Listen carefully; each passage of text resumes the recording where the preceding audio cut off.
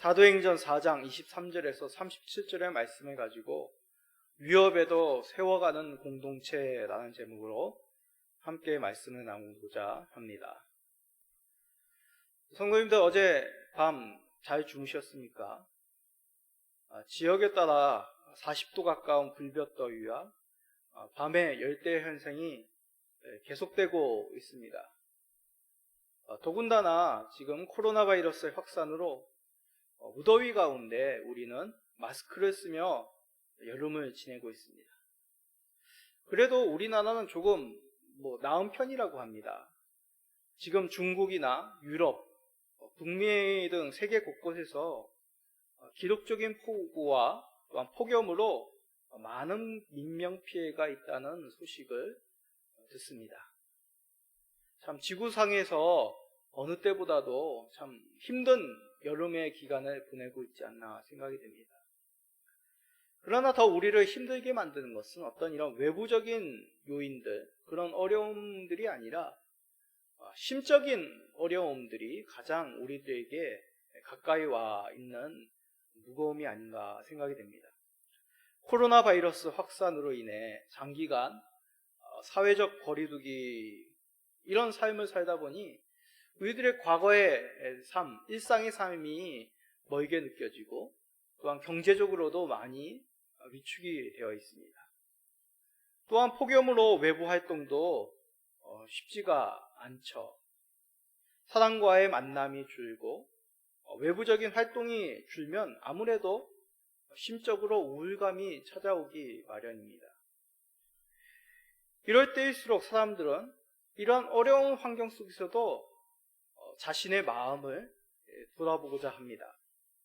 긍정적인 생각을 한다든지 아니면 과거의 좋은 기억들을 떠올린다든지 지금 우리가 할 수 있는 범위 내에서 우리의 마음을 살펴서 힐링하는 그런 치유의 시간을 가집니다.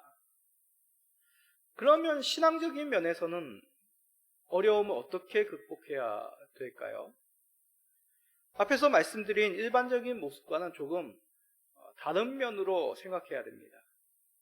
일반적으로 사랑 안에서의 그 해결의 실마리를 풀어가죠.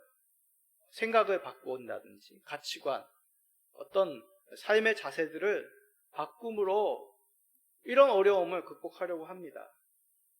그러나 신앙은 우리 안에서 우리 안에서 그 어려움을 해결할 능력이 없음을 알고 하나님의 도우심을 구하죠. 하나님의 도우심을 통해서 우리는 어려운 환경 속에서 건짐을 받기를, 평강을 찾기를 원합니다. 성경은 그러한 내용을 우리들에게 말씀하고 있는 것이죠. 앞선 믿음의 선배들이 어떻게 어려움을 극복했습니까?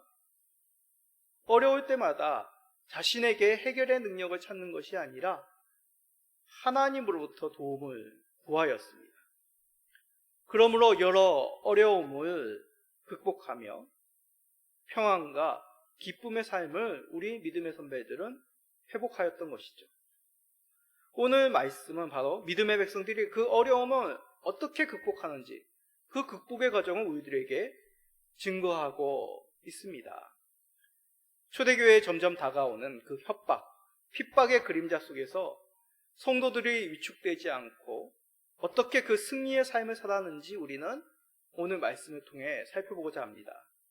모든 성도님들의 가정과 교회 속에서도 그러한 승리의 역사가 있기를 간절히 축복드립니다. 자, 우리가 지난 시간까지 유대 사회의 그 최고 통치기관인 산헤드린 공회, 그 공회가 사도들을 위협하는 모습 우리가 살펴보았습니다. 이들의 위협은 하나님의 구원의 사건을 이해하지 못하는 그런 모습 속에서 나온 것입니다. 예수님이 그리스도라는 그 사실을 더 전파하지 못하도록 이들은 단지 위협할 뿐입니다. 그러나 위협은 어디까지나 위협이죠. 그것도 대제사장, 사두개인, 바리새인들로 구성된 유대의 최고의 의회, 산헤드린 공회가 위협한 것입니다. 지금 우리들의 정서로 비유하자면 이런 거죠. 입법기관이나 행정기관이 훈령을 내려서, 명령을 내려서 더 이상 예수 그리스도의 이름을 전하지 말라, 전도하지 말라, 그렇게 명령하였다라고 생각하면 그 무거움이 우리의 피부로 와닿을 것입니다. 이 당시 유대 사회는 철저한 종교 중심적인 공동체, 혈연 집단의 사회였죠. 그 가운데서 최고의 의결기관인 이스라엘의 지도자들이 모인 그 산헤드린 공회가 위협하였다면 사도들과 제자들에게는 초대교회 가운데는 크나큰 무거움으로, 위협으로 다가왔습니다. 불과 몇 개월 전만 해도 예수님이 그 십자가 사형틀에서 이들의 손에 의해서 죽으셨습니다. 그리고 며칠 전에는 사도들의 대표인 베드로와 요한이 이 공회 앞에 끌려가 신문을 당하였죠. 어느 때보다도 사도들과 초대교회 성도들의 생사가 결정되는 위협을 당하고 있는 것입니다. 우리가 이러한 위협을 당하고 있다고 생각해 보십시오. 홍노님들이라면 어떻게 이 위협을 극복하겠습니까? 여러 생각이 들 것입니다. 예루살렘 교회는 이제 갓 조직된, 갓 태어난 그런 교회입니다. 대부분의 성도들이 예수님을 이제 믿은 지 얼마 되지 않는 그러한 신앙이 어린 자들로 구성된 교회가 이 당시 예루살렘 교회의 모습입니다. 그렇게 갓 믿은 사람들이 절대 다수인 이 예루살렘 교회에 이러한 위협, 나쁜 소식을 알리지 않는 것도 하나의 방법이 될 수 있습니다. 왜냐하면 믿음이 여린데, 예수님 믿은 지 얼마 되지 않았는데, 예수님에 대해서 잘 알지 못하는데 그들의 최고의 지도자들의 모임인 이 산헤드린 공회가 더 이상 예수님의 이름을 전하지 마라, 그렇게 위협하였다면 그 위협으로 그 어린 믿음 꺾어질 수 있기 때문입니다. 그러기에 그 소식을 전하지 않아 그들의 믿음을 지켜낼 수 있다? 이런 생각도 한 번쯤은 할 수 있습니다. 아니면 사도 정도만 모이는 건 어떻습니까? 교회의 지도자들, 예루살렘 교회의 지도자들만 모여서 이 문제에 대해서 의논하는 것입니다. 공의 위협에 적절하게 대처하는 그 방법을 모색하면은 너무 많은 수가 함께하면 잘 마음들이, 생각들이 모여지지 않죠. 한 지도자급만 모여서 이에 대해서 어떻게 해결할지 모여 의논하는 것도 있을 수 있는 방법이기도 합니다. 그런데 사도들과 초대교회는 그렇게 행하지 않았습니다. 자, 사도행전 4장 23절, 24절입니다. 사도들이 노임에 그 동료에게 가서 제사장들과 장로들의 말을 다 알리니 그들이 듣고 한 마음으로 하나님께 소리를 높여 이르되, 대주제여, 천지와 바다와 그 가운데 만물을 지은 이시오. 요약하면 공의의 위협을 다른 사도들과 초대교회 성도들 모두에게 알렸다는 말씀입니다. 자, 23절의 동료란 의미는 자신에게 속한, 자신에게 관계된 이라는 의미입니다. 다시 말해서 동역자들을 자신의 한 지체로 여겨 자신이 겪었던 그 어려움을 함께 나누었다는 것입니다. 그리고 대책회의, 대응 방법을 모색한 것이 아니라 함께 마음을 모아 기도하였습니다.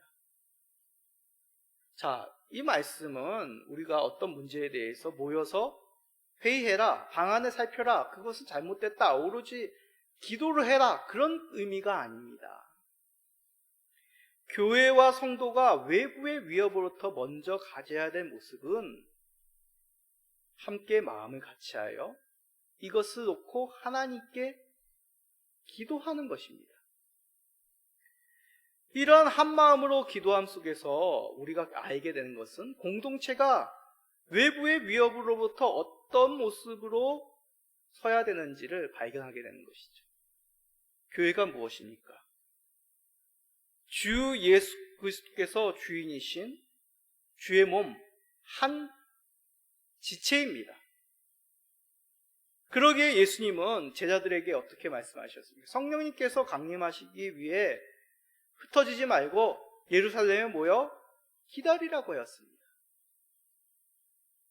이에 12제자들은 순종하여 자신들만 아니라 여인들까지도 함께 모여 다락방에서 기도하였습니다. 사도행전 1장 14절이죠. 여자들과 예수의 어머니 마리아와 예수의 아우들과 더불어 마음을 같이하여 오로지 기도에 힘쓰라.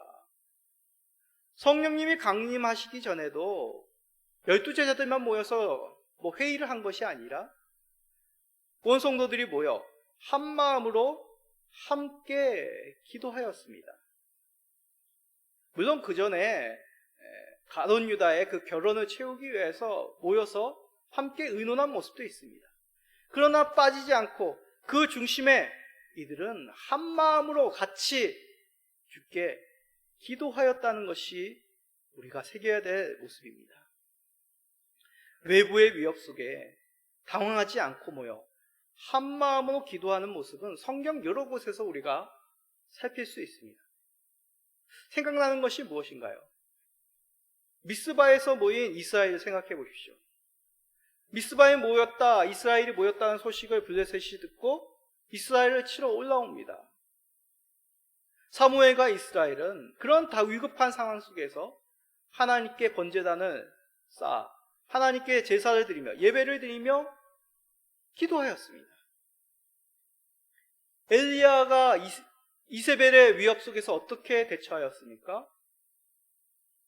갈멜산에서 하나님께 제단을 쌓고 이스라엘로 하여금 그 앞으로 나오라게 하여 기도하였습니다.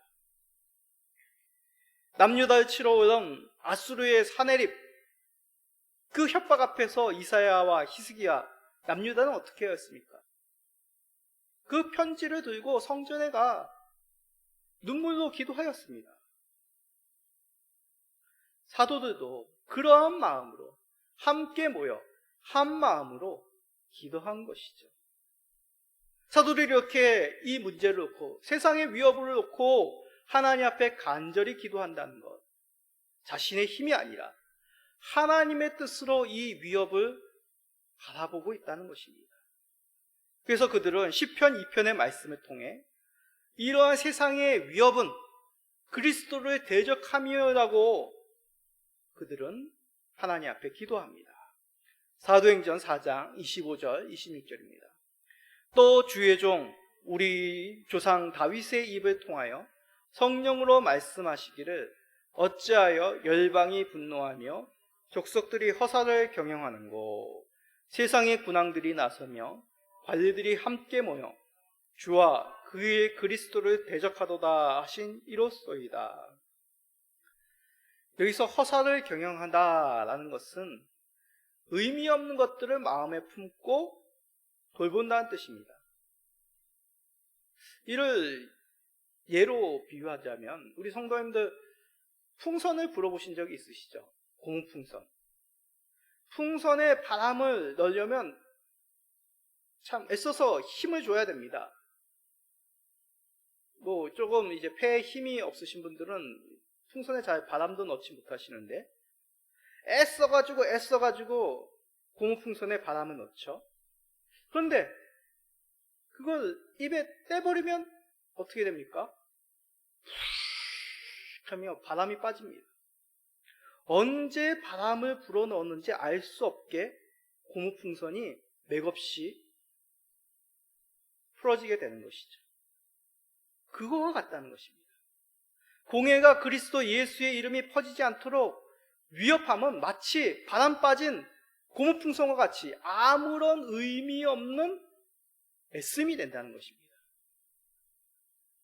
그러기에 사도들은 공회의 위협을 마음속에 둔 것이 아니라 하나님이 이들의 위협을 어떻게 말씀하시는가 그것을 마음속에 품고 있다는 것입니다. 사도행전 4장 25절 26절 말씀은 시편 2편의 말씀을 인용한 것입니다. 세상을 다스리신 분이 공회가 아니라 하늘에 계신 하나님임을 그들은 바라본 것이죠. 그러기에 하나님의 다스림, 하나님의 섭리의 반기를 들은 것은 정말 아무런 의미 없는 세상의 헛된 위협임을 그들은 말씀 속에서 새겼던 것입니다. 그러기에 우리도 믿음으로 살아가면서 당하는 위협에 겁먹을 필요가 없습니다. 예수 그리스도의 이름 앞에 주 이름을 맡는 모든 세력은 바람 빠진 고무풍선과 같이 허사가 될 것이기 때문입니다. 세상의 위협이 아닌 한 마음으로 주를 바라보며 기도하였던 이 사도들의 마음을 품으시는 우리 모든 성도님 되시기를 축복드립니다. 자, 이제 구체적으로 사도들과 초대교회의 그 성도들의 강구의 내용을 살펴봅시다. 그러므로 우리도 세상의 위협 속에서 어떤 기도를 해야 될까? 어떠한 마음으로, 어떠한 내용으로 기도해야 되는지를 살펴보기를 원합니다. 자, 사도행전 4장 29절에서 30절입니다. 주여, 이제도 그들의 위협함을 굽어보시었고 또 종들로 하여금 담대히 하나님의 말씀을 전하게 하여 주시오며 손을 내밀어 병을 낫게 하시었고 표적과 기사가 거룩한 종 예수의 이름으로 이루어지게 하옵소서 하더라. 자, 말씀을 보면 세 가지의 내용으로 기도하는 것을 보게 됩니다. 먼저 세상의 위협함을 굽어보시기를 간구하죠. 자, 이것은 앞에서도 말씀드렸듯이 시편 2편의 말씀인데 이 내용은 시편 2편 4절의 말씀과 관계 있습니다. 자, 시편 2편 4절입니다. 하늘에 계신 이가 웃으시며 주께서 그들을 비웃으시리로다. 아멘. 하늘에 계신 이라는 것은 세상을 다스리시고 심판하시는 분이 하늘에 계신 만군의 주 하나님임을 의미합니다. 하나님이 하늘에서 땅을 이렇게 내려다보십니다. 그런데 세상이 지금 무엇을 합니까? 하나님께 도전하기 위해서 힘을 모으고 소리를 높입니다. 이것을 하늘에서 굽어보시는 하나님이 보시고 비웃고 계시다는 것이죠. 왜 비웃고 계실까요? 이들이 하는 일이 모두 다 헛된 일, 허사이기 때문입니다. 아무런 의미 없는 그들의 헛된 애씀이 된다는 것이죠. 그러기에 사도들은 하나님께서 세상을 다스리고 계심을 믿고 간구하였다는 것입니다. 그들의 위험함을 굽어보시옵소서. 그들의 귓가에 들리는 공회의 위협, 사내들인 공회가 자신의 유대 사회를 다스리고 있다고 볼 수 있지만 그것이 아니라는 거죠. 세상을 다스리시는 분은 하늘에서 굽어 살피시는 만군의 주 하나님을 그들은 바라보고 있었습니다. 그래서 이들의 기도는 주기도문에서 우리가 하늘에 계신 우리 아버지여 할 때 그 하늘에 계신이라고 먼저 하나님을 부르는 것과 같습니다. 하나님이 이 세상의 만군의 주임을 우리는 주기도문 하늘에 계신이라고 하나님의 이름을 부르며 하나님께서 우리를 다스리시고 우리의 기도로 응답하시는 주이심을 믿고 간구하게 됩니다. 사도들도 그러한 마음으로 굽어 살피시는 그 하나님을 의지하며 먼저 하나님께 간구함을 기도 속에 담고 있습니다.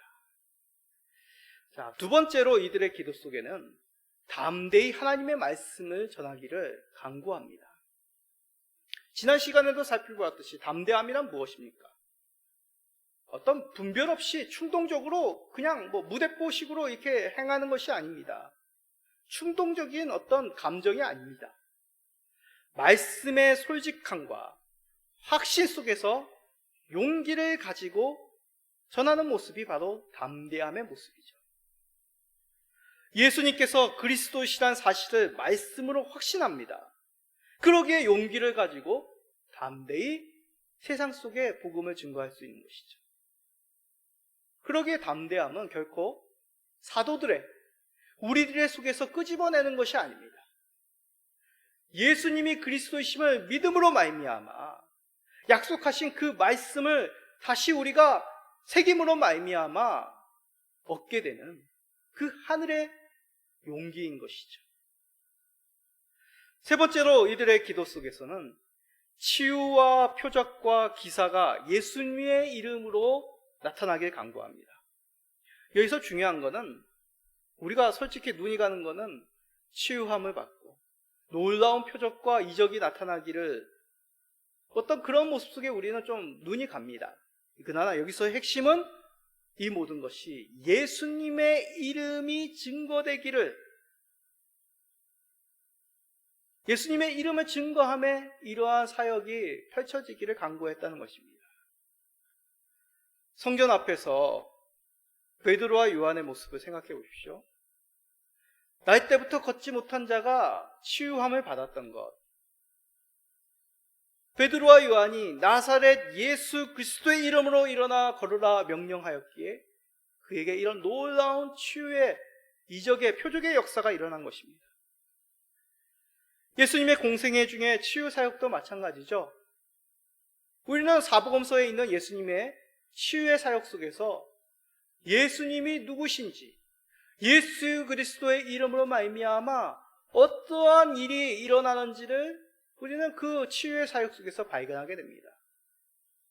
예수 그리스도, 그분은 만물을 온전케 하시는 그리스도임을 우리가 발견하게 되는 것이죠.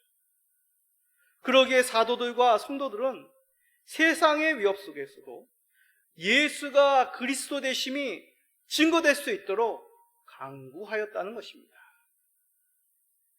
이러한 기도의 내용, 우리 성도님들은 솔직히 어떠한 마음이 드시나요? 아니, 공개의 위협이 있다면 그 위협이 사라지기를, 없어지기를, 좀 낮춰지기를 기도하는 것이 우리 보통 기도하는 모습 아닐까요? 아니면 자신들의 안전, 그들의 위협 속에서도 우리를 지켜주시옵소서, 그런 기도가 먼저 되는 것이 우리들의 모습 아니겠습니까? 그런데 사도들은 그렇게 기도하지 않고 하나님의 통치하심과 담대하게 복음이 전파되기를, 표적과 기사와 치유로 말미암아 예수가 그리스도이심이 널리 전파되기를 간구하였다는 것입니다. 이 말씀이 무슨 의미겠습니까? 고린도전서 2장 4절과 5절에 그 의미가 담겨져 있습니다. 우리 교회의 우리 교회의 주제의 말씀이기도 하죠. 다 같이 읽어봅시다. 내 말과 내 전도함이 설득력 있는 지혜의 말로 하지 아니하고 다만 성령의 나타나심과 능력으로 하여 너희 믿음이 사람의 지혜에 있지 아니하고 다만 하나님의 능력에 있게 하려 하였노라. 아멘. 사람의 지혜가 아니라 성령의 나타나심과 하나님의 능력으로 말미암아 복음이 전파되기를 간구하고 있다는 것입니다. 우리가 계속해서 사도행전의 말씀을 살피고 있습니다. 사도행전 말씀 우리가 살피면서 느끼는 것이 무엇입니까? 초대교회의 모습은 굉장히 단순하다는 것입니다. 오로지 성령님을 통해서, 오로지 하나님의 능력으로 예수 그리스도의 그 이름이 널리 전파되기를 간구하며 이들은 사역하였습니다. 그러기에 교회의 존재의 목적, 세상 가운데, 세상의 위협 속에서 담대히 예수가 그리스도 되심을, 부활의 주이심이 전파되기를 멈추지 않도록 이들은 바라며 간구하였다는 것입니다. 물론 사도들과 성도들의 삶, 그들의 안전도 중요합니다.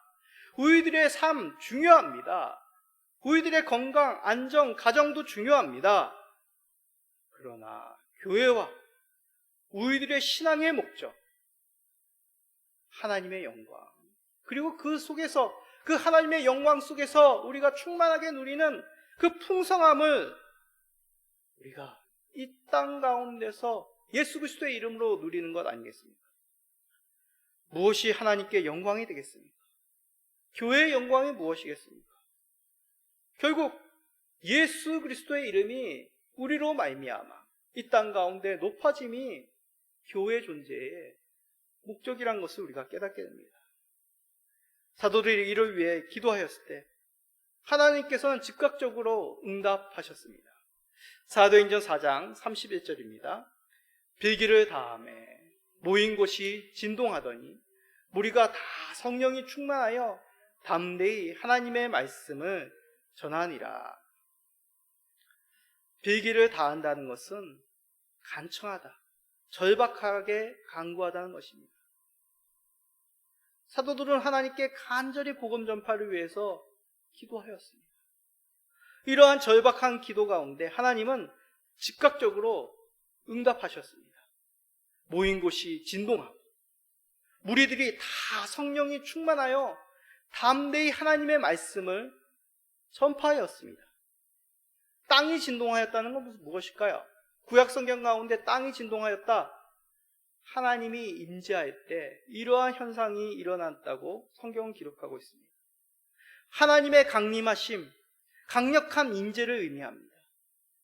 강력한 하나님의 임재의 역사와 성령의 충만함을 말미암아 이 사도들과 초대교회 성도들은 성령의 능력으로 말미암아, 하나님의 능력으로 말미암아 더욱 하나님의 말씀을, 복음을 담대히 증거하였다는 것이죠.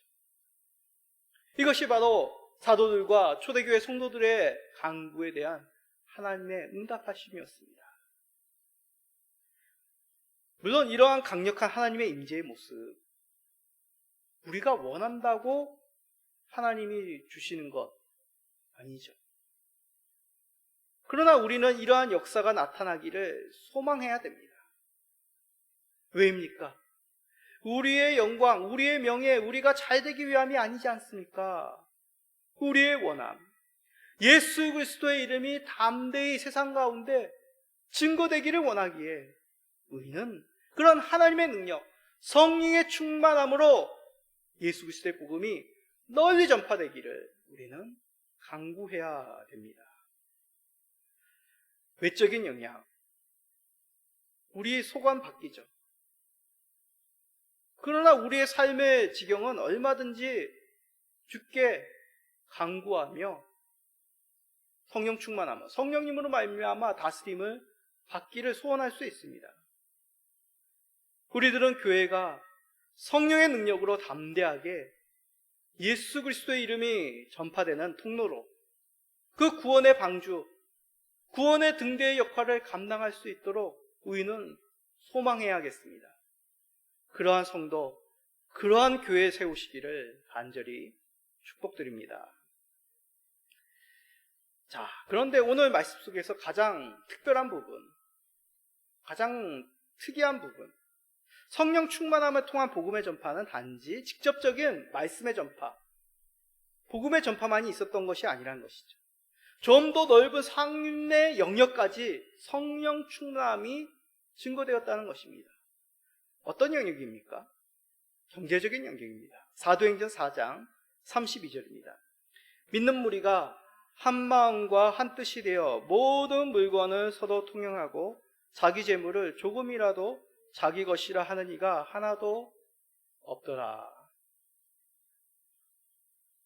한 마음과 한 뜻으로 기도함은 담대히 복음의 증거로 응답을 받았습니다. 그리고 경제적인 삶 속에서도 그러한 성령의 충만의 역사는 증거되었습니다. 자신의 소유에 집착하지 않고 초대교회 공동체 가운데 자신에게 허락된 물질들을 내어놓기 시작했다는 것입니다. 혹시 기분이 좋아서 그렇지 않습니까? 세상 속에서 좋은 일 있으면 친구들에게 오늘 내가 한턱 쏠게, 아빠가 오늘 너희들에게 기분 치킨 한 마리 1인 한 개씩 시켜줄게, 기분이 좋으면 타인에게 좀 씀씀이가 많아지기 마련입니다. 그런데 이 초대교회 가운데, 공동체 가운데 자신의 것을 내어놓는 것은 그런 의미가 아닙니다. 성령 충만으로 말미암아 하나님이 주신 은혜를 깨달은 것이죠. 하나님이 나에게 넉넉히 구원의 은혜, 평강의 은혜, 그 사랑의 은혜를 충만케 하였으니 그 충만함으로 말미암아 세상 가운데 자신의 것을 내세우지 아니하며 그 모든 소유 속에서도 자유로움을 얻게 되었다는 것입니다. 물질의 종이 아니라, 물질로 말미암아 삶이 위축이 되거나 삶의 가치관이 지배당하는 것이 아니라 얼마든지 믿음으로, 감사함으로, 사랑함으로 이 물질을 하나님을 위하여, 이웃을 위하여 사용하게 되었다는 것이죠. 이것은 구약에서도 있습니다. 출애굽한 이스라엘 백성들이 성막을 만듦에 있어서도 아낌없이 자신의 물질을 내어놓았습니다. 물론 그 가운데 대부분은 출애굽하면서 애굽인으로부터 받은 여러 귀중품들이었습니다. 그럴지라도 금은 패물을 보고 좋은 옷들을 보면 탐심이 생기지 않겠습니까? 그럼에도 이들은 하나님과 언약갱신을 통한 그 감동함을 받아 기쁨으로, 자원함으로 넉넉하게 흘러넘치도록 하나님께 드렸습니다. 출애굽기 35장 21절 말씀입니다. 마음이 감동된 모든 자와 자원하는 모든 자가 와서 회막을 짓기 위하여 그 속에서 쓸 모든 것을 위하여 거룩한 옷을 위하여 예물을 가져다가 여호와께 드렸으니. 성막은 하나님의 임재의 상징이죠. 하나님께서 자신들에게 언약을 세운 그 은혜가 감동되어 이스라엘 백성들은 아낌없이 예물을 하나님 앞에 내어놓았습니다. 솔로몬의 성전도 마찬가지죠. 다윗이 하나님을 사랑하는 마음으로 그의 손에 지을 수 없지만 하나님을 사랑하는 마음으로 준비하여 모든 예물을 갖추어 놓았습니다. 그의 아들 솔로몬 때에 아버지 다윗이 준비한 그 모든 물자들로 아름다운 성전을 완공하게 되었죠.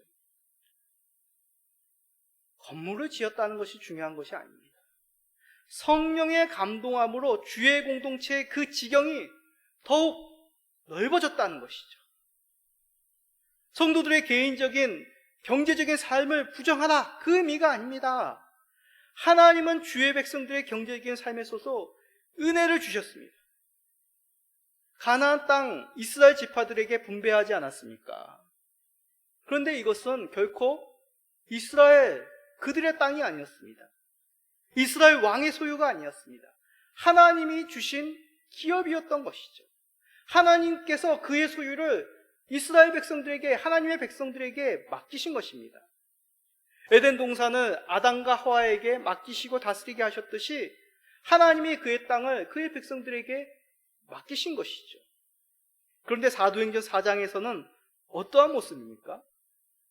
초대교회 성도들은 자신들에게 허락된 그 기업을 이제 하나님께 다시 돌려드립니다. 이것은 하나의 예언적인 모델이죠. 앞으로 주의 백성들에게 맡겨진 그 기업이 주 안에서, 주님 안에서 하나가 됨을 미리 보여주고 있는 역사란 것입니다. 이를 통해 모든 주의 백성들이 부족함이 없게 되고 풍족함과 평강을, 그 기쁨을 누리게 되는 것을 예언적으로 보여주고 있는 사건이란 것이죠. 그러면 그러한 모습, 진실된 진짜의 모습은 언제 나타나겠습니까? 그렇습니다. 예수님께서 이 땅 가운데 재림하실 때 모든 주의 백성들은 그리스도 안에서의 평강과 풍성함과 기쁨을 누리게 된다라고 말씀합니다. 요한계시록 21장 4절입니다. 모든 눈물을 그 눈에서 닦아주시니 다시는 사망이 없고 애통하는 것이나 곡하는 것이나 아픈 것이 다시 있지 아니하리니 처음 것들이 다 지나갔습니다. 주 예수님께서 오심으로 주의 백성들에게 이제 부족함과 괴로움과 슬픔과 안타까움은 사라진다고 말씀하십니다. 그런데 그 예수님이 재림하시는 그때의 모습이 지금 성령 강림하시어 이스라엘 초대교회 가운데 성령 충만함 속에서 말미암아 초대교회 성도들에게 증거되고 있다는 것이죠. 성도들에게 임재하신 그 성령의 충만함의 역사가, 하나님의 구원의 은혜의 역사가 하나님께서 그들에게 맡겨진 그 모든 기업, 재물들을 공동체 가운데 주님 앞에 내려놓음으로 이스라엘 교회는 풍성한 기쁨의 하나님의 작은 나라로 증거하게 됩니다. 그러기에 성령 충만함의 역사는 복음 전파 현장 가운데 사랑과 섬김으로 증거됩니다. 이러한 모습 한국 교회사 가운데 많이 발견하게 됩니다. 전라도 지역이 왜 경상도 지역보다 복음화율이 높을까요? 아무래도 이제 개화기 때, 일제시대 때 많은 선교사님들이 중국을 통하여 우리나라로 들어오셨습니다. 그래서 전라도 지역, 인천, 제물포 지역으로 선교사님들이 많이 입항하였죠. 선교사님들이 목포, 군산에 먼저 상륙하고 그곳에 선교지를 세웠습니다. 선교기지를 세웠습니다. 선교사님들 그리하여 교회와 병원과 학교를 세우며 복음 전파 사역, 섬김의 사역, 구제의 사역, 치유의 사역 베푸셨죠. 이를 통해서 전라도 지역이 더욱 풍성히 복음 전파가 있었던 것입니다. 경상도 지역은 서울에서 선교사님들이 말을 타고 내려와 복음을 전하였기 때문에 많은 부분 이제 이런 복음의 선교의 사역이 좀 늦어지게 됐던 것이죠. 그 가운데 어찌 일제 위협과 핍박이 없었겠습니까? 교회와 학교, 병원이 일제로 말미암아 폐쇄되기도 하였습니다. 선교사님들이 추방당하였죠. 그럼에도 성도들은 모여 기도하며 담대히 복음이 전파되기를 간구하였습니다. 그 응답으로 더욱 예수 그리스도의 이름이 전국 방방곳곳에 퍼져나가는 것이 바로 한국교회의 역사 아니겠습니까? 그러면 오늘날 살고 있는 우리들은 어찌해야 되겠습니까? 위협에 굴하지 않고 우리는 예수님의 주 그리스도 되심을 믿고 말씀과 복음이 담대히 전파되기를 한마음으로 간구해야 되겠습니다. 그런 모습은 단지 직접적인 복음의 전파만이 아니라 이웃에 대한 그 사랑의 섬김, 헌신을 통해 증거해야 되겠습니다. 세상의 위협 속에서 복음의 능력과 그 풍성함이 우리의 지경, 우리의 삶을 넘어 이웃에까지, 세상 곳곳에까지 담대히 증거될 수 있도록 더욱 예수 그리스도의 이름을 사랑하시는, 그 이름 붙잡고 세상에 나가시는 우리 모든 성도님 되시기를 예수 그리스도의 이름으로 축복합니다. 아멘.